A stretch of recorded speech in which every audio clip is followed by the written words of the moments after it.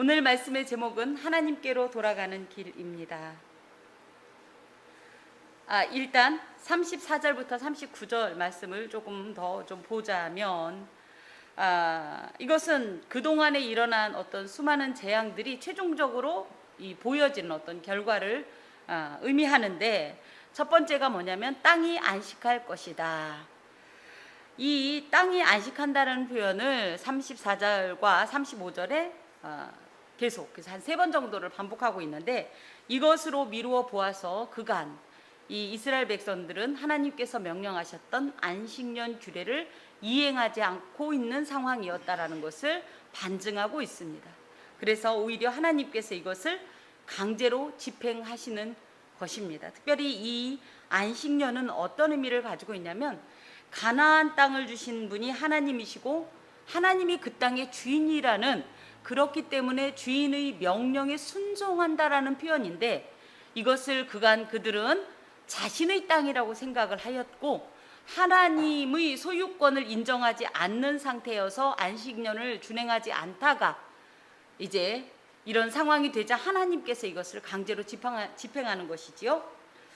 보통 저희가 어떤 행동을 하면 하나님의 일이 멈춘다고 생각합니다. 하나님의 역사가 회방받는다고 생각할지 모르지만, 인간의 악행이나 그 어떤 불순종의 역사로도 하나님의 역사, 하나님의 놀라운 구속사적 이런 집행은 전혀 방해받거나 멈추지 않습니다. 도리어 이 하나님께서는 예수님이 이 땅에 오시는 것을 사탄이 그렇게 막으려고 해서 헤롯을 동원하고, 예수님이 가시는 그 순간까지 그 십자가에서 수많은 그 군중들과 대제사장들의 입술을 통하여서 그 십자가에서 내려오라고 미혹했지만, 도리어 이 일로 인하여서 하나님은 하나님의 뜻을 더 확고하게 우리에게 증거하십니다. 그러므로 우리의 어떤 일 때문에 하나님의 역사가 멈추었다라는 그런 생각보다 워낙은 저희 자신의 문제이지 그것이 하나님께 소급 적용되지는 않습니다. 자, 또 어떤 일이 있냐면 36절에 보니까 너희 남은 자라는 표현이 있어요. 이 남은 자라는 것은 하나님께서 그동안 재앙을 내리셔서 수많은 사람들이 죽었는데도 불구하고 끝까지 죽지 않고가 아니라 회개하지 않는 아주 어리석고 교만한 그런 사람들을 의미합니다. 그래서 그런 사람들에게는 어떤 일이 있냐면, 그 원수들은 이 땅에서 내가 그들의 마음을 약하게 하겠다. 그래서 마음이 약해지니까 어떤 일이 있냐면, 바람이 불기만 해도, 바람이 불어서 잎사귀 소리만 나도 덜덜덜 떨 정도로, 이 정도로 두려움과 극한의 공포감을 느낀다라는 거죠. 또 그 전형적인 예가 뭐냐면 37절에 보니까 쫓는 자가 없어도 칼 앞에 있음 같이, 그래서 아무도 쫓아오지 않는데도 마치 누군가가 칼을 들고 자신을 쫓아오는 것 같이 너무 화급하게 어떤 움직임, 도망을 하다가 서로 짓밟혀 넘어지리니, 저희가 수많은 이 인파들이 있으면 그 안에서도 사고들이 있잖아요. 그런 것처럼 이들이 극한의 공포감을 갖게 될 것이다. 그러면서도 원수들을 맞설 힘이 없을 것이다. 이것은 하나님께로부터 버림받은 불행한 인생들의 실존입니다. 하나님께서 저희와 함께 하시니 저희가 이 위급한 감염병 사태에서도 담대하게 그리고 잠잠하게 우리의 길을 갈 수 있는 것이어요. 그런데 그렇지 않고 하나님 앞에 온전히 붙들리지 아니한 자, 도리어 원수 마귀에게 붙들린 자들은 이 상황이 그저 공포스러울 수밖에 없고, 이것으로 인해서 죽음이라는 재앙이 찾아올까봐 떨 수밖에 없는 것입니다. 그러나 하나님의 보호 가운데 있는 사람들은 죽음의 골짜기를 지나면서도 두려워하지 않게 되는데, 성도는 하나님 앞에 있을 때 평안합니다. 안전합니다. 그리고 무엇보다도 담대합니다. 여러분은 현재 평안하십니까? 주 안에서 담대하십니까? 불안하지 않습니까? 하나님을 믿는다고 하면서 지나친 불안감이나 우울감 등을 자꾸 우리가 취하게 되면 이것은 하나님을 온전히 신뢰하지 않는다라는 증거이지요. 자, 그러면서 그들이 또 어떤 일이 있냐면 너희가 38절 너희가 여러 민족 중에서 망하리니 너희의 원수들이 이 땅이 너희를 삼킬 것이라. 그래서 포로된 그 땅에서 객사할 것이다. 지난주에도 설명하였듯이 북이스라엘은 아수르에, 남유다는 바벨론에 포로가 되어서 끌려갔는데 아수르로 끌려갔던 북이스라엘 10지파는 아예 거의 흔적조차 남지 않았다고 전해지고 있고요. 그나마 바벨론에 갔던 이들이 후에 돌아와서 에스라, 느헤미야서 등에 보면 이런 이제 새로운 이 하나님의 민족 공동체를 이제 구성하게 되는데, 건축하게 되는데, 어찌되었든 수많은 사람들이 그곳에서 객사한 것이 사실입니다. 더하여서 너희 남은 자가 너희의 원수들이 땅에서 자기의 죄로 말미암아 쇠잔하며 그 조상의 죄로 말미암아 그 조상같이 쇠잔하리라. 그래서 이 여기서 남은 자는 누구냐면 끌려간 남은 자들이 아니라 끌려가지 않고 이 역사서에 보면 열왕기나 역대기에 보면 비천한 자들, 그래서 오히려 다니엘 이런 사람들, 귀족층이나 식자층들은 다 끌려갔어요. 그런데 도무지 그곳에 가서도 별 볼 일이 없는 사람들은 버려지는 것처럼 가치가 없다라고 생각하고 안 끌고 갑니다. 그런데 그들이 그런 복된 사람들이냐? 그렇지 않다라는 거죠. 그들 또한 하나님 앞에 아주 두려운 끔찍한 재앙을 당하게 되는데, 열조의 죄를 그들이 이렇게 하나님께서 예고하신 대로, 경고하신 대로 하나님 앞에 불순종했더니 저렇게 끌려갔구나라고 생각하면서 돌이키는 것이 아니라 그저 남아서 그동안의 습관대로 계속 열조의 죄를 답습하면서 이 자신의 이 죄 때문에 형벌을 당하게 될 것이다, 이런 말씀입니다. 우리말에 구슬이 서말이라도 꿰어야 보배라는 말이 있어요. 하나님께서는 우리가 아름답고 멋진 삶을 살기를 원하십니다. 문제는 그것을 아느냐 모르느냐가 아니라 그것을 알았으면 순종할 거냐 순종하지 않을 거냐입니다. 안타깝게도 이런 하나님의 귀한 말씀을 들은 이스라엘 백성의 이 역사 속에서 보면 순종의 역사보다는 불순종의 역사가 다수 거의 다 차지한다고 보면 되겠습니다. 이 레위기 26장의 말씀이 후에 신명기 28장에도 또 기록되어 있는데, 그것과 마찬가지로 순종에 대한 말씀보다 불순종에 대한 말씀이, 경고의 말씀이 3배 정도 더 길어요. 그만큼 우리에게는 불순종의 가능성이 훨씬 더 많다라는 거예요. 또 역으로 순종은 그만큼 단순하고 명확하다라는 거예요. 도리어 쉽다라는 거예요. 그런데 우리는 왜 자꾸 이런 불순종을 범하는가? 놀랍게도 죄의 결박에 사로잡힌 우리에겐 순종보다는 불순종이 쉽기 때문입니다. 하나님의 백성에겐 순종이 쉬운데 불순종의 백성에겐 도리어 불순종이 쉽다라는 거죠.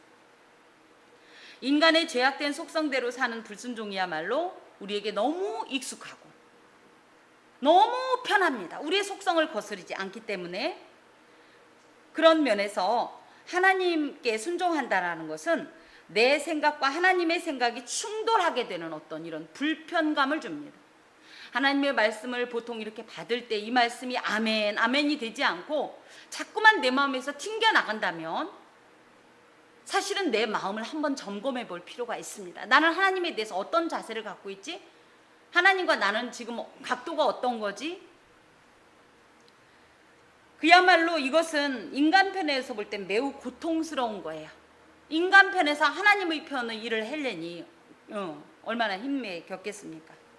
그래서 대부분의 사람들은 어떻게 합니까? 적절히 타협하고 포기합니다마는 결코 그럴 수 없는 것이, 불순종은 저주요 파멸이기 때문에 결코 불순종의 길로 행하면 안 됩니다. 그래서 어렵더라도 우리는 반드시 하나님의 편에 서야 하는데요. 하나님의 편에 선다라는 것은 무엇이냐면, 첫 번째, 어떤 일이 있을 때 이것이 하나님의 생각인가 아니면 인간적인 내 생각인가를 분리할 필요가 있습니다. 구별할 필요가 있습니다. 어떤 행동을 할 때도 그렇고 어떤 말을 하고 결정을 할 때도 늘 이게 내가 좋아서 하는 일이냐 하나님이 좋아서 하는 일이냐를 분리할 필요가 있어요. 또 이것이 내 욕구냐 아니면 하나님의 명령이냐 하나님이 기뻐하시느냐라는 것을 보고 그것이 혹여 하나님의 반대편에 서 있다면 기꺼이 나의 생각을 내려놓아야 돼요. 나의 욕구를 포기해야 돼요. 두 번째, 우리는 굉장히 연약한 존재입니다. 그래서 우리 다, 저도 마찬가지고 여러분도 마찬가지고 이렇게 하나님 앞에 은혜를 받고 성전을 떠날 땐 이런 결단해요. 그래, 내가 이제부터는 하나님의 사람으로 온전히 살아야지. 하지만 우리는 흙입니다. 그러다 보니까 자꾸만 넘어지고 부서져요. 흔들려요. 그렇기 때문에 철저히 하나님의 이 성령 하나님의 지혜와 인도하심을 의뢰해야 합니다. 하나님께서 어떤 제가 결단을 하고 나서 그 반대 일을 하려고 할 땐 분명히 말씀하세요. 야야야, 이건 아니지 않는가? 그 음성에 민감하게 귀를 기울이고, 아 맞다, 또 잊어버렸네요 하나님, 또 놓쳤네요 하나님 하면서 다시 이 성령 하나님의 인도하심, 바른 길로 행하여야 합니다. 무엇보다도 늘 이것이 과연 누구의 길인가를 생각하면서 하나님의 길을 선택하여 적극적으로 행할 때 이것이야말로 인간적인 나를 거역하는 것이고 하나님 앞에 순종하는, 그래서 하나님 편에 서게 되는 아주 중요한 이 방법이라고 하겠습니다. 실제로 예수께서도 참 하나님이시지만 참 사람이셨던 예수께서도 십자가 사역을 앞두고 여러 가지 인간적인 생각과 청원들이 계셨어요. 그럴 때 그것을 기꺼이 분리하십니다. 그래서 나의 모든 욕구나 나의 어떤 방식은 다 내려놓고 자신의 모든 삶을 하나님께 맡기고 오직 하나님의 뜻을 따라 행하셨기에 그 끝에 있는 십자가 사역을 통한 구속의 효력을 구속의 이 효력의 사역을 감당할 수 있었다라는 사실입니다. 자, 40절부터 이제 보면 그들이 나를 거스른 잘못으로 자기의 죄악과 그들의 조상의 죄악을 자복하고 또 그들이 내게 대항함으로 나도 그들에게 대항하여 내가 그들의 원수들의 땅으로 끌어갔음을 깨닫고 그 할례 받지 아니한 그들의 마음이 낮아져서 그들의 죄악의 형벌을 기쁘게 받으면 하면서 하나님께서는 이 하나님의 사랑받는 백성에겐 불순종이 끝이 아니다. 불순종으로 인한 재앙이 끝이 아니다. 징계가 끝이 아니다. 저주가 끝이 아니다라는 말씀을 이렇게 주십니다. 혹시 9회 말 투아웃이라는 이 야구 용어를 아시지요? 이 9회 말 투아웃은 어떤 상황입니까? 별 소망이 없는, 이길 소망이 없는 상황이에요. 그런데도 불구하고 그때까지 끝날 때까지 끝난 것은 아니다. 이럴 때 보통 우리가 9회 말 투아웃의 상황일지라도 이런 표현을 씁니다. 이것을 요기 베라라는 사람이 말을 했다고 하는데 성도들도 마찬가지입니다.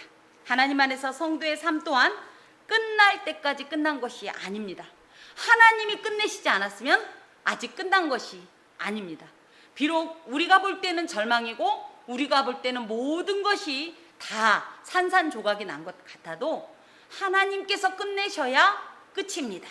그런데 놀랍게도 이렇게 40장의 말씀을 주시는 것으로 봐서 하나님은 아직 끝낼 마음이 없으시다라는 거죠. 그러면서 하나님 안에 있는 성도들에게 새로운 기회를 제공하시고자 합니다. 그 기회를 어떻게 제공받을 것이냐, 그 기회를 어떻게 찾을 것이냐, 그것이 바로 회개입니다. 하나님께서 우리를 징계하시는 목적이 무엇입니까? 훈육하시는 목적이 무엇입니까? 이미 불순종하여서 하나님의 훈육을 당하였을 때 우리가 그곳에 살 수 있는 최선은 뭐냐면 그것이 바로 회개입니다. 하나님의 이 징계로 인한 이 회개의 제한은 불순종한 백성을 사랑하시는 하나님의 이 측량할 수 없는 사랑의 방식이에요. 히브리서 12장에 보면 이 하나님께서 이 징계하는 것을 도리어 이 사랑으로 받아야 된다라고 강조하고 있습니다. 하나님께서 이렇게 징계하시고 회개로 이끄시는 것에 대해서 시편 103편 8절에서 14절엔 이런 말씀이 기록되어 있습니다. 이는 그가 우리의 체질을 아시며 우리가 단지 먼지뿐임을 기억하심이로다. 하나님께서는 우리가 얼마나 연약한 자인지, 우리의 이 본질이 무엇인지, 아까도 말씀드린 것처럼 쉽게 흩어지고 늘 그쵸, 무언가에 의해서 좌지우지되는 이런 연약한 존재라는 것을 아시고 그것으로 인하여서 흔들릴 때에 버리지 아니하시고 그것을 이해하시고 도리어 붙잡으려 하시는 것이 이 회개에 대한 제안 내지는 명령입니다. 자, 그럴 때 우리가 이런 상황에 왔을 때 39절의 상황까지 왔을 때 이제부터 디엔딩이 아니라 다시 시작이 되는데 뭐냐, 나를 거스른 잘못으로 이런 일이 있다라는 것을 회개해라. 예, 그래서 무엇이 잘못됐나를 먼저 깨닫는 것이 중요합니다. 이것을 죄의 인식 및 자각이다라고 말을 하는데, 무엇이 죄냐 하면 나를 거스른 것이 죄라는 거예요. 나를 거스렀다는 것은 무엇이냐면, 물이 이렇게 흘러가면 원래 같은 방향으로 이렇게 흘러가는 거죠. 그런데 이 물이 거꾸로 역류되는 것을 거스른다라고 하지요. 그런 것처럼 하나님께서 하나님의 언약 백성과 함께 동행하시는 거예요. 은혜와 공의의 길로 이렇게 동행하시는데, 이 언약 백성이라고 하는 이스라엘 혹은 우리가 어떻게 되는 거예요? 그 방향을 틀어서 하나님하고 점점 하나님의 방향과 멀어지는 상태가 바로 죄악이다. 이것이 바로 거스른 잘못이고, 이것 때문에 불순종의 역사가 일어났다라고 하나님께서 죄를 규정하십니다. 이것은 하루 한날에 일어나지 않았다는 거예요. 나 자신도 모르게 이미 몸에 습관화되어서 죄를 범하면서도 죄가 죄인지 모르는 아주 상습적인 죄로 우리 마음에 굳어졌기 때문에 더 이상 그것을 죄로 인식조차 하지 못하지만, 사실은 엄연히 말씀드리면 이것이 하나님 앞에서 죄악의 이런 실체이니 그 길에 서 있는 것이니 어서 돌아와라. 그것이 그래서 얼마나 잘못됐는지를 먼저 스스로 깨달아라. 이런 말씀이세요. 하나님과 함께 가다가 우리가 돌아서면 하나님과 우리의 사이는 점점 멀어집니다. 그래서 여기에도 보면 내가 40절에 또 그들이 내게 대항함으로, 즉 거슬러서 반대로 감으로 나도 결과적으로는 그들에게 대항하고 있는 거죠. 하나님은 하나님의 방향대로 가고 계시고 우리는 자꾸만 하나님과 등을 돌려 멀어지니까 이것이 마치 하나님이 우리를 대항하신 것 같지만, 하나님은 언제나 옳은 길로, 그저 온전한 길로 향하고 계신 거고 우리가 잘못된 길로 가고 있는 이런 상태라는 것이죠. 이것을 깨달으면 이제 어떤 일을 해야 하냐면, 내가 그들을 그곳에서 깨닫고 그 할례 받지 아니한 그들의 마음이 낮아져서 그들의 죄악의 형벌을 기쁘게 받으면, 그래서 이 깨달았으면 어떻게 해야 돼요? 당연히 이제 하나님 앞에 자복해야 합니다. 무엇을? 나의 이 모든 죄악을. 그래서 이것은 깊은 자책과 애통을 동반하는데, 자복이라는 게 뭐냐면 그냥 이 정도가 아니라, 그래서 조용한 독백 정도가 아니라 하나님께 내 마음속에 있는 모든 죄악들, 하나님 앞에 대항하였던 이 모든 나의 이 행동들을 내던지듯이, 집어던지듯이가 아니라 다 쏟아내는 어떤 모습이 자복이에요. 내가 죄를 지었다라고 생각했으면 얼른 그 내 마음을 살피면서 내 안에 있는 모든 악한 것을 하나님 앞에 다 자복하라는 거예요. 내던지듯이 다 던지라라는 거예요. 이것이 하나님 앞에서 죄악된 어떤 자신을 생각하고 하는 행동들인데요. 그때 어떤 일을 해야 하냐면, 그 할례 받지 아니한 그들의 마음이 낮아져야 된다. 이것이 오늘 굉장히 중요한 말씀입니다. 할례라는 게 뭐예요? 할례, 육체가 표피로 덮어 있는 것을 표피를 째내고, 그죠? 이 껍질을 벗겨내는 것처럼 하나님 앞에서 우리의 이 어떤 마음이 이 강팍한 껍질로 확 덮여져 있기 때문에 하나님의 어떤 말씀이 와도 너무 감각이 없는 거예요. 느낌도 없는 거예요. 변화도 없는 거예요. 그럴 때 신명기 10장에서도 그렇고 로마서 2장에서도 그렇고 마음의 할례를 받아라 이런 표현이 있는데, 이것은 무엇이냐면 이렇게 단단하게 강팍함으로 덮여있는 이 표피를 벗겨내는, 그리고 이렇게 벗겨내고 나면 하나님 앞에 영적으로 그만큼 민감해지고 하나님의 말씀에 대한 어떤 총기나 그쵸? 또 순종도 굉장히 쉬워진다라는 거예요. 그래서 먼저 뭘 해라? 할례를, 마음의 할례를 받아라. 물론 마음의 할례를 받는 것이 결코 수월하지는 않습니다. 사실은 이 무언가가 찢긴다는 뜻으로 엄청난 통증과 이 또 반감을 유발하는 것이 사실입니다. 그럼에도 불구하고 우리가 살기 위해서 무엇을 해야 하냐 하면 강팍한 마음의 껍질을 벗겨야죠. 그러다 보면 영적인 민감성이 생기고 더하여서 이것으로 인하여서 진정한 이 하나님 앞에서의 변화를 일으킬 수 있다라는 거예요. 더하여서 또 낮아진다라는 표현이 있는데, 이 낮아진다라는 표현은 하나님, 원래는 교만이라는 19절에 교만해서 우리가 이런 죄를 지었다라는 하나님의 이 진단과 함께 낮아진다는 것은 헛되이 높아졌던 하나님과 같이 되고자 했던 내 마음을 기꺼이 내 자리로 원상태로 복귀한다는 뜻을 가지고 있어요. 그렇기 때문에 그때부터는 드디어 지난주에 제가 어떤 말씀을 드렸냐면, 불순종을 왜 하냐 할 때 하나님을 하나님으로 인정하지 않기 때문에 불순종을 강행한다라고 했던 것처럼, 이제 나는 내 자리로 낮아지고 제대로 내 자리를 찾고 도리어 하나님의 하나님 되심이 내게 고백이 되어지면, 그때부터는 이 하나님께서 나에게 어떤 행동을 하시든지 그것에 대해서 기꺼이 순복이 가능해진다라는 거죠. 그래서 내 마음을 찢고 그 다음에 이어지는, 그래서 여기에 보면 그들의 죄악의 형벌을 기쁘게 받으면, 그래서 하나님 내가 뭘 그렇게 잘못했다고가 아니라, 하나님 내가 봐도 나는 더 혼나야 됩니다. 나는 하나님 앞에서 더 잘못했습니다 라는 고백과 함께 낮아지면, 실제로 역대하 7장 14절에 나의 백성이 겸비하여 다 내게로 돌아오면 내가 그들을 고치고 낫게 하시겠다라는 이런 말씀이 기록되어 있어요.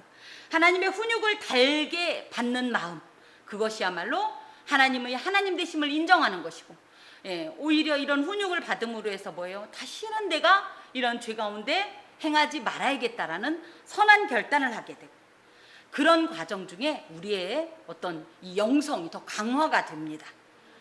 그래서 하나님께서 이 어떤 행동을 하신 것에 대한 우리의 이해의 폭도, 또 그죠? 또 감동의 폭도 더 깊어지고 넓어지면서, 폭도 넓어지고 깊이도 깊어지면서, 그러면서 영적 훈련이 되고, 더하여서 이것이 위기가 아니라 오히려 성장과 성숙의 기회로 선용할 수 있습니다.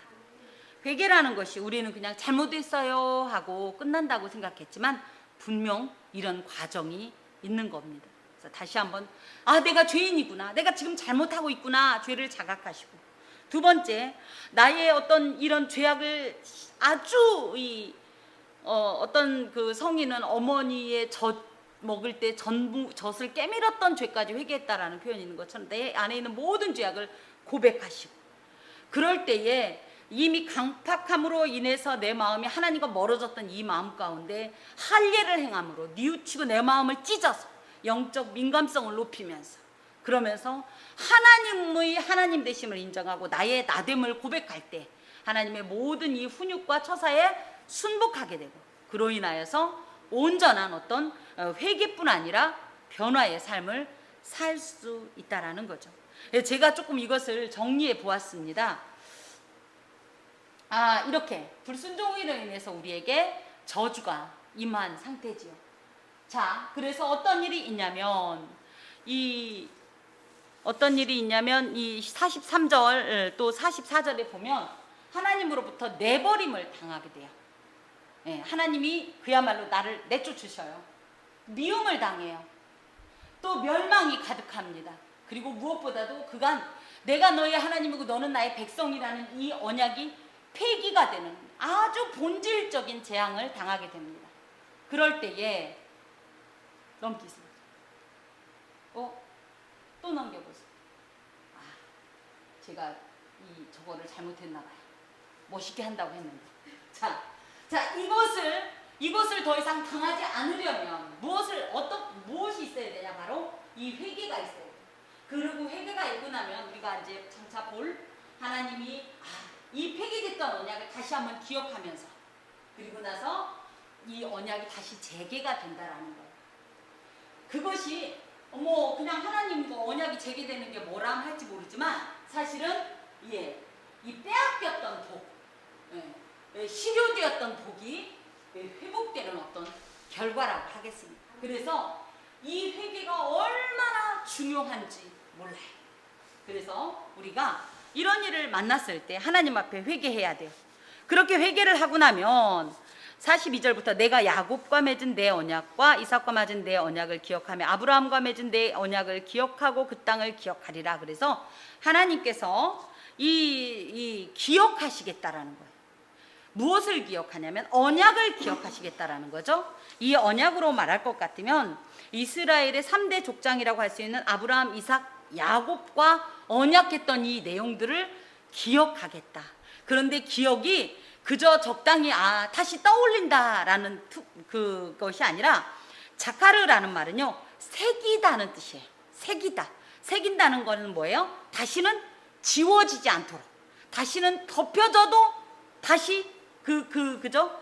찾아보면 그 형체가 그대로 있는 것이 새기는 것인데, 이사야 49장 15절에서 16절에 이런 말씀이 있습니다. 여인이 어찌 그 젖 먹는 자식을 잊겠으며 자기 태에서 난 아들을 긍휼히 여기지 않겠느냐? 그들은 혹시 잊을지라도 나는 너를 잊지 아니할 것이라.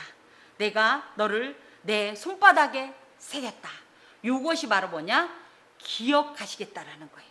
그래서 내가 비록 이렇게 불순종하여서 저주 가운데 있었지만 이 존재는 누구다? 이 아이는 누구다? 너는 누구다? 내 자녀다. 내 백성이다. 그리고 나는 너의 하나님이다. 나는 너의 아버지다라는 사실을 새기시겠다는 거예요. 손바닥에 새기시고, 그래서 그것을 반드시 기억하시고 또 그 언약을 영원히 유효하게 하시겠다라는 말씀이죠. 특별히 이 족장들과의 언약이 이스라엘과의 언약으로 이렇게 이어지듯이 이 언약은 성도인 우리에게, 이 현재의 교회와도 계속 유효합니다. 그래서 이 말씀이 구약의 말씀이니까 이스라엘의 역사겠지, 그들의 이야기겠지가 아니라 사실은 이 하나님의 이 모든 약속이나 말씀 등이 현재 우리와 다 연계가 되고 있는 거예요. 시편 50편 5절에 보면 나의 성도들은 제사로 나와 언약한 이들이니라. 그래서 저희도 그 족장들과의 언약 가운데 함께 있는 존재라는 것을 증거해주고 계십니다. 더하여서 하나님께서 우리를 이렇게 새긴다, 기억하신다와 함께 또 이 회개하고 나면 주시는 은혜를 약속하고 계신데, 그것이 무엇이냐면 내가 그들의 하나님이 되기 위하여 민족들이 보는 앞에서 애굽 땅으로부터 그들을 인도하여 낸 그들의 조상과의 언약을 그들을 위하여 기억하리라. 나는 여호와이니라. 그래서 불순종으로 인하여 무너지고 단절됐던 하나님과의 관계를 회복하겠다는 거예요. 그래서 언약을 회복하고 언약을 기억하실 뿐만 아니라 하나님과의 관계를 회복하시겠다. 하나님께서는 우리에게 복을 주시기를 원하십니다. 그런데 복을 주시고 싶은데 문제는 뭐예요? 우리가 죄악된 상태에서는 더 이상의 하나님의 복이 임할 수가 없어요. 그래서 회개를 촉구하시는 겁니다. 그러므로 이 회개는 언약의 재개를 통해서 하나님께서 복 주시고자 하는 어떤 의지이고요, 치유하시고 싶은 하나님의 마음이고요, 회복하고 싶은 하나님의 진정한 가슴입니다. 우리가 늘 범죄 가운데 살지요. 그럴 때 이 회개를 결코 가벼이 여기지 마시고 무겁게 여기지도 마세요. 이런 과정을 막 말씀드리니까 이 과정까지만 밖에 안 했네 이러지 마시고 언제든지 하나님 앞에 와서 자신의 마음을 찢으면서 회개하면 하나님은 우리를 기꺼이 용서하십니다. 하나님은 왜 이렇게 우리에게 회개를 촉구하시느냐 하면 하나님이 구원하시고 싶으셔서 그래요. 하나님은 우리를 구원하시고 싶어서 오히려 버려도 될 것을, 포기해도 될 것을, 그리고 당신이 부르신 것을 무효화해도 될 것을 그렇게 하지 않으시고 오히려 불순종의 징계를 내리시는 겁니다. 그렇기 때문에 불순종으로 인한 이런 재앙들은 저주의 막대기가 아닌 회복을 위한 사랑의 채찍이라고 하겠지요. 시편 89편 30에서 34절에 보면 만일 그의 자손이 내 법을 버리며 내 규례대로 행하지 아니하며 내 율례를 깨뜨리며 내 계명을 지키지 아니하면 내가 회초리로 그들의 죄를 다스리며 채찍으로 그들의 죄악을 벌하리로다. 예. 그런데 그 다음에 이어지는 말씀이 그러나 나의 인자함을 그에게서 다 거두지는 아니하며 나의 성실함도 패하지 아니하며 내 언약을 깨뜨리지 아니하고 내 입술에서 낸 것은 변하지 아니하리로다. 이것을 바꿔 말하면 뭐냐면 너희들이 잘못해서 내가 혼내기는 한다마는 겉으로 볼 땐 재앙이고 저주인 것 같다마는 이건 완전히 버린 것이 아니라 나는 아직도 너희들을 버릴 수 없다. 포기하지 않고 있다. 그러니 속히 돌아오라 라는 하나님의 음성입니다. 자, 그러면서 46절에 이것은 여호와께서 시내산에서 자기와 이스라엘 자손 사이에 모세를 통하여 세우신 규례와 법도와 율법이니라. 이게 이제 레위기 26장이 원래 레위기의 결론장이에요.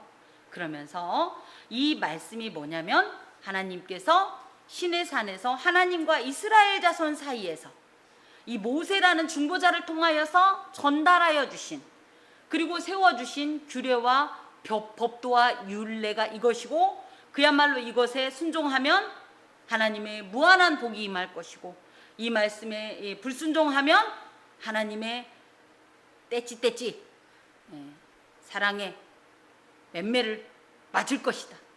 혹여나 잘못해서 맴매를 맞았더라도 절대 포기하지 말고 돌아오라는 말씀이에요. 이 레위기 말씀이 굉장히 길었지요. 이게 그래서 몇 년에 걸쳐서 이 말씀이 전해졌냐 하면 약 2달간에 걸쳐서 전해진 말씀입니다. 그런데 여기서 좀 더 특징적인 것은 하나님은 그냥 일방적으로 선포하신 것이 아니라 보면 이스라엘 자손과 당신 사이에서 그렇죠. 그래서 일방적인 요구가 아닌 인격적인 관계에서 기초하여 언약서를 이렇게 정하셨다라는 것을 이곳에 공표하십니다. 만약에 이런 말씀을 하셨을 때 이스라엘 백성들이 무슨 말이에요? 나는 이런 얘기 처음 들었어요. 나는 여기에 동의할 수 없습니다. 그럼 분명히 써 있었을 거예요. 그런데 여기엔 기록되어 있지 않지만 이스라엘 백성들이 이 모든 말씀을 받았을 때 아멘, 그렇게 하겠습니다. 그 말씀을 따르겠습니다. 라는 이런 어떤 약속이 있었기 때문에 이것이 실제적으로 언약의 효력을 발생하게 되는 겁니다. 하나님께서 이 불순종의 죄를 자꾸 강조하시는 것이 우리의 죄책감을 주기 위한 것이 아니라 회개를 촉구하여 회개로 인하여 살게 하시려는 것입니다. 혹시 여러분 예수님의 첫 번째 설교를 기억하십니까? 예, 회개하라 천국이 가까이 왔느니라. 예수님께서 이 백성에게 제일 먼저 하셨던 이 설교가 뭐다? 회개하라. 그것은 역으로 바꾸면 뭡니까? 현재 우리 상황이 어떤 상태다? 불순종의 상태다. 멸망의 상태에 지금 이르렀다. 그렇기 때문에 가장 시급한 설교가 바로 예수님의 이 입술을 통해서 나온 회개의 촉구입니다. 이 백성이 어느 만큼 왔는지도 우리는 알지 못해요. 벌써 저희 세대만 같아도 우리 후세대와의 이 괴리감을 엄청나게 느낍니다. 영적 괴리감도 마찬가지고요. 그런 면에서 우리가 얼마만큼 하나님께 멀리 왔는지 생각하시면서 회개합시다. 우리는 모두 천국을 소망하는 자들인데 이 천국을 소망하는 자들에게 가장 먼저 실행되어야 할 것이 현재의 불순종에서 떠나 하나님께로 돌아가는 것입니다. 회개야말로 진정하게 또 유일하게 하나님께 돌아갈 수 있는 길입니다. 기도하겠습니다. 하나님 감사합니다. 우리가 하나님께로부터 매우 멀리 떠나왔습니다. 내 뜻대로 하면 좋을 줄 알고 내 마음대로 하면 행복할 줄 알고 그런데 하나님을 떠나 걸으면 걸을수록 점점 더 우리의 영적 곤핍함은 심각해지고 우리의 영혼은 메말라 강팍하여 하나님을 그리워하면서도 돌아가지 못하는 아버지, 그런 돌 같은 존재가 되었습니다. 그때에 생명수와 같은 예수님의 음성이 회개하라, 천국이 가까이 왔느니라라는 귀한 이 생명의 촉구가 우리로 하여금 다시 한번 뒤를 돌아보게 합니다. 주여, 우리가 길을 잘못 들었을 때 기꺼이 리턴하듯이 우리의 길을 아버지와 회개하고 돌이켜 주께로 향하게 하여 주옵소서. 예수 그리스도의 이름으로 기도합니다. 아멘.